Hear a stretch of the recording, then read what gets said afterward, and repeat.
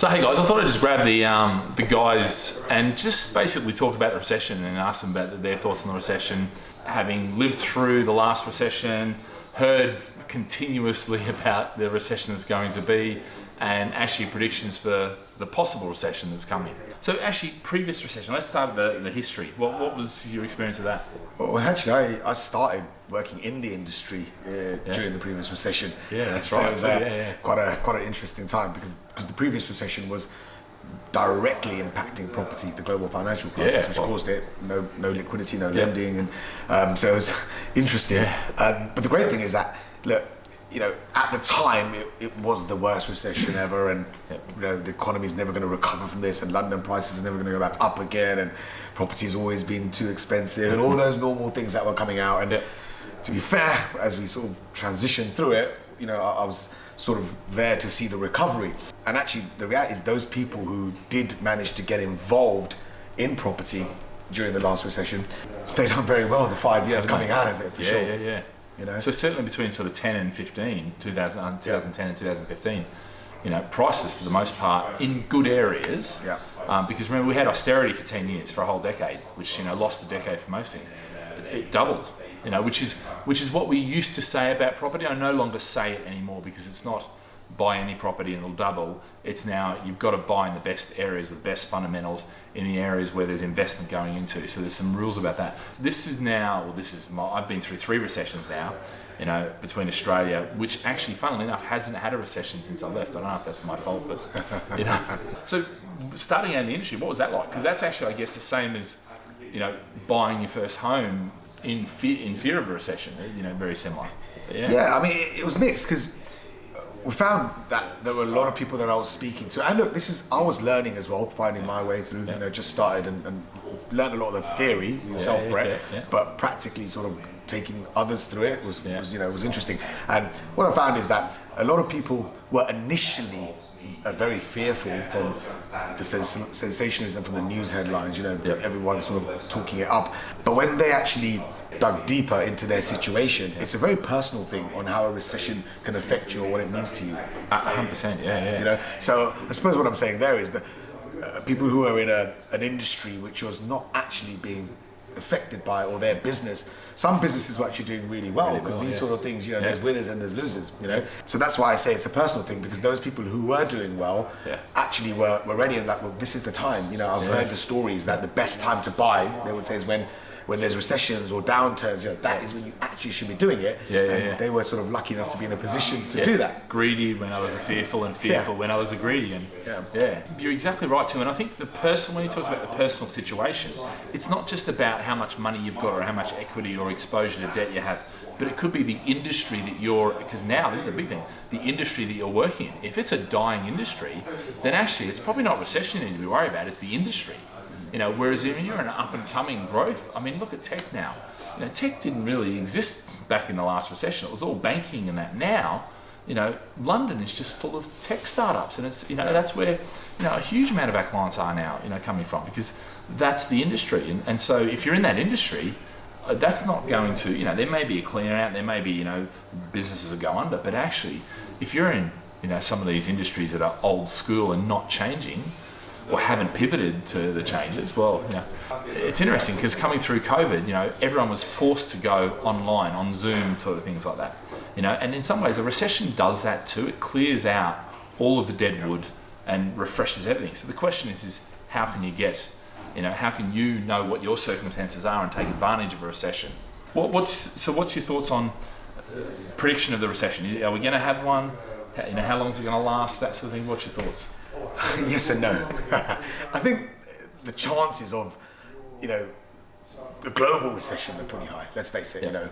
For me, I think the UK will actually be okay. I think the UK won't be too bad.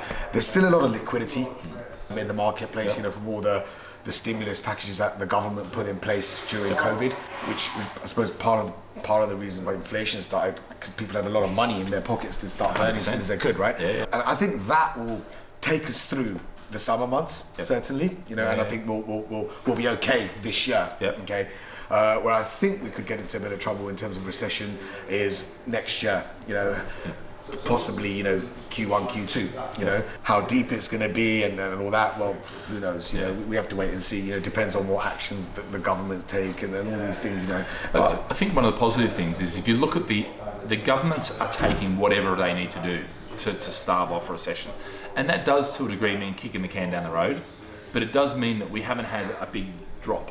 But to be fair, there are a lot more. When I studied economics 30 years ago, 35 years ago, yeah, a long time ago, you know, it was all about supply and demand. It was all about, you had monetary policy, fiscal policy, and that was pretty much it. It was the broad strokes. And yeah, you could get into deep and, you know, meaningful conversations about economics. Now, they're actually starting to, there's the same instruments are still there, but it's the finesse of those instruments, and also the fact that they can target specific industries like they did with the furlough, you know, whereas that was more of a broad base. Then they sort of said, hey, you know, like we're going to target the restaurant industry by giving the vouchers away and things like that. So there is a lot of options, and I think UK sits in a pretty good perspective, and that's partly because we did Brexit. Not because we did Brexit, but because the pain we went through, which actually kept everything subdued through Brexit, hasn't meant that we had this, you know, massive rise to come down to. Yeah. So, how long? What do you reckon? What's your prediction then? You reckon Q1, Q2? That's your prediction? I think Q1, Q2 it's going to be a long one. I don't think it is. Obviously, no one knows for sure. You know, it is one of these, but I don't think it is. You know, we could go into it, but I think, you know, as a whole, I think, where the UK is not doing too bad. Like, I think we'll be okay. We'll push through it, you know, and it won't be as deep as people may think. I'm amazed because I'm based in Singapore. The family are there, and so I had 2 years that I was stuck over there. I hadn't been over here, and so, you know, I was hearing stories of London tumbleweed. Everyone, you know, flight to, you know, out, and you could be forgiven for thinking. And there was plenty of YouTube, you know, property guru-y type people who obviously have been proven wrong now, that London was over, you know, it was gone and cancelled, and, you know, and because everyone had moved out. The reality is, when I walk around London now, it is mad, like it's so busy, it's ridiculous, you know, and that's in every street, in every pub, in every restaurant, in every, you know, everywhere I've been. But even, you know, I was up in our office in Lincoln, you know, and walking down the Lincoln High Street, absolutely ran-packed, you know, so that is actually really good for the country, you know, in some ways. And you look at all the figures, we've not only got back to COVID level or pre-COVID levels, but we've actually gone beyond that now, which is pretty impressive.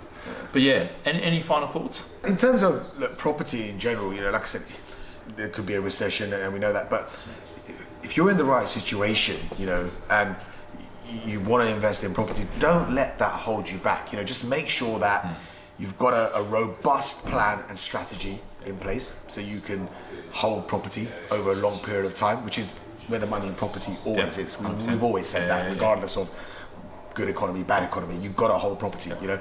So have a robust plan in place, pick the right areas. What I mean by that is stick to the major cities, the stronger economies, where there's the density of population, you know, a lot of people, not enough land, a lot of employment, big multinational companies, you know, diverse workforces from tech, startups to finance to legal, not something which is just reliant on one small factory. I think we saw that last recession, you know, we're going back to 2008 now, where, you know, London properties, you know, they dropped 30%, and everyone was like, oh, London's over, it's dead, with similar to the tumbleweed stories we heard this time.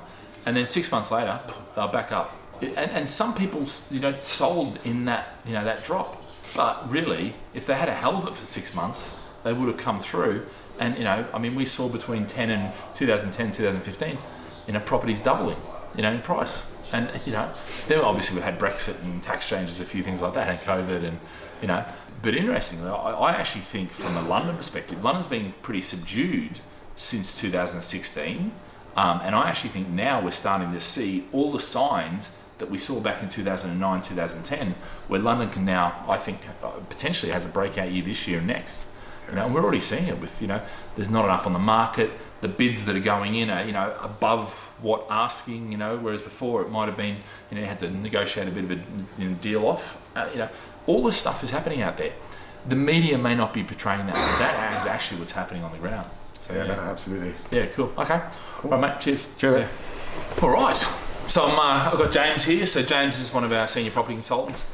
So when did you join the business? How long have you been here now? So I've been here 7 years nearly. 7 years. So you come after, what was that, 15, 16, 2015. 15, yeah, okay. So you actually joined at probably the worst time too, where Just you before Brexit. joined just as things have been really good, and then we went into sort of Brexit, tax changes, things like that. Yeah, okay. Yeah. So from your perspective, what's your views on recession? Because you haven't really lived through, like in the working industry, a recession yet, have you? Not really, no. I mean, obviously since I've been here and I've kind of learned the ins and outs of recessions and what's happened, I think the kind of key difference between what's happening or what might happen now and what happened, in 2008 was, that was subprime mortgages and all those CDSs and all that kind of stuff, and just generally irresponsible lending on behalf of institutions, and ultimately that's what tanked the housing market in the economy, which then meant there wasn't much liquidity in the economy. I think the difference that we're facing now is, I mean, we could well go into recession, but I think that there is still there's enough sort of robustness in the current economy to sort of weather it. It's interesting because whatever the recession is going to happen this time, and whether it's now or in 5 years' time or 10 years' time or whatever, there'll be another reason for it. Whether it be the subprime, whether it be the .com, whether it be, there's always a headline that the media gives. So who knows what that's going to be this time? I mean, we can hypothesize, but we just don't know, and that's the thing. Nobody can really say when it's going to be, how deep it's going to be, how long it's going to be. The one thing we do know from the length, realistically, is normally it lasts about 2 years. 3 years is the longest that we've had in terms of, downward before it hits the bottom and starts heading back up again. So as long as you can look after yourself for that 2 years, 3 years at worst, I think that's one of the key things with the strategy planning and review and that sort of thing we do. In terms of recession, what are you saying to clients? So I think it's interesting because when people think of recession, and the way the media portrays it, it kind of conjures these images of, Wall Street and all these crazy investment bankers and all that kind of stuff. But people don't actually understand what a recession is, in simple ways. And I think, look, ultimately, property, if you look at it historically, has done, it's weathered all of that, and it will always come out the other end. So I think, look, whether it happens or it doesn't, I mean, signs, potentially it could, but I think, from an investment point of view, actually, I think what it does do, it wakes people up. There has to be a change, and they have to put their money into other things to protect themselves. So the trick is not to be the garbage. The trick is to have a robust strategy and plan in place that actually accommodates for that. And whether that, I mean, that's the thing. I think right now, irrespective, and in fact, whether it's now or any time, you need to take a few steps back and just get a real sense for what's going on, where we're likely to go, what the risks are, how you mitigate them. And when you take that extra time and don't get caught up in the whole salesmanship of, buy something now, best deal comes along every day, or best deal, ever, that sort of thing, that's actually the way to do it. Prediction wise, so I'm going to hold you a prediction. So what do you reckon? I think maybe Q1 to Q2 next year. Yeah. And then I think we'll come out of it during the spring bounce. Okay. Yeah. Cool. All right.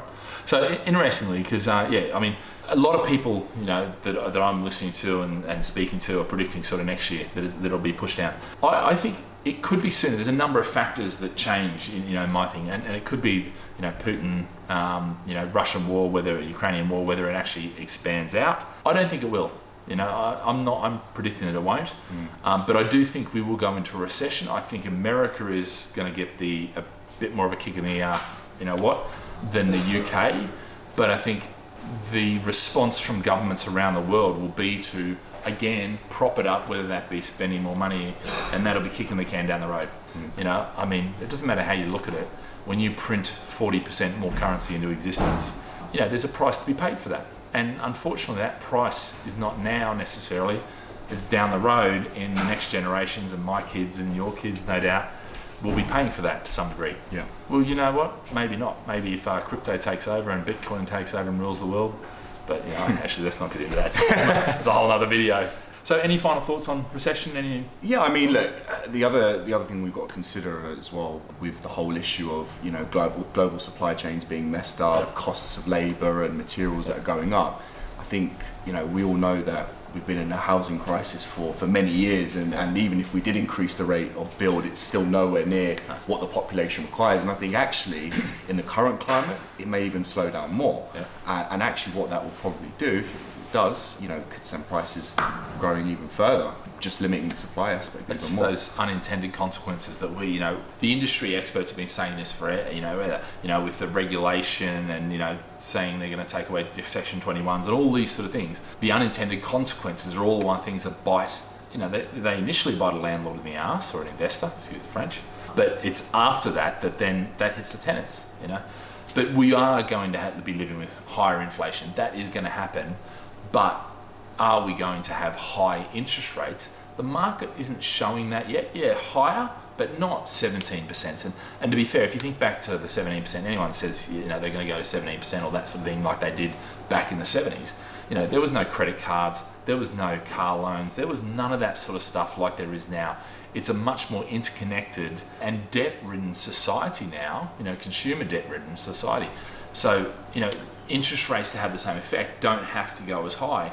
But the other thing is, I think, is that the real effect on the recession is going to be people who can't afford this inflation, who have to choose food versus fuel and have to make those choices. So, obviously, if you're in that circumstance, you're probably not watching this video because you're not going to be thinking about property investment. You're not going to be thinking about the pension. You're thinking about how the hell am I going to pay for the next meal, the next heating bill, which for the most part, most of my audience, that's not going to be you.